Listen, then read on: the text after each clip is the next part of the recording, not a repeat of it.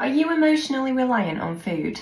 If you are, you might want to pay attention to this video. I'm Rachel, I'm an eating psychology coach and a former emotional eater, binge eater, sugar addict and weight fixated individual not too long ago. So I totally get where you are right now. If you have had any amount of experience over the years, if not decades, of turning to food to make yourself feel better, you've probably now wired your brain to become emotionally reliant on food. And by the way, that's really common. We're talking about emotional eating. And emotional eating is a pattern that our brains develop when we have started to repeat the behavior of eating to change how we feel. So if food is the first thing that you think of when you're feeling stressed, annoyed, frustrated, angry, lonely, bored, there's a high chance that you are now emotionally reliant on food. First of all, comment below the video if that's true for you. Now look, some people use social media, some people drink, some people use drugs, some people shop, some people gamble.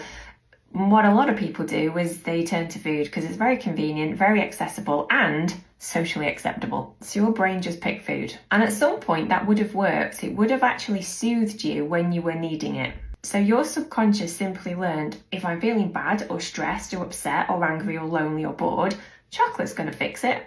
And that pattern is stored in your brain. There is now an emotional reliance on food to help you feel better because that's simply what you've been doing for a very long time.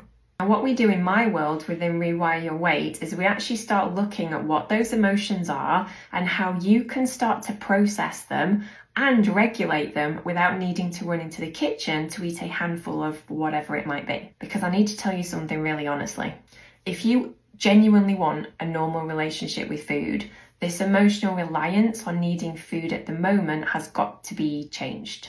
Because you can try with willpower, discipline, self-control as much as you want to, but that brain pattern, it ain't going anywhere. And that's why we need to address it from a brain perspective and actually rewire it within your subconscious mind. If you comment the word workshop below this video, I'll actually give you some free workshops to explain this in way more detail than I currently can at the minute. It'll help you understand why everything you've tried so far hasn't worked, and actually the relevance of where your brain plays a massive role in all of this behavior. So comment workshop and I will gift it to you. You're welcome.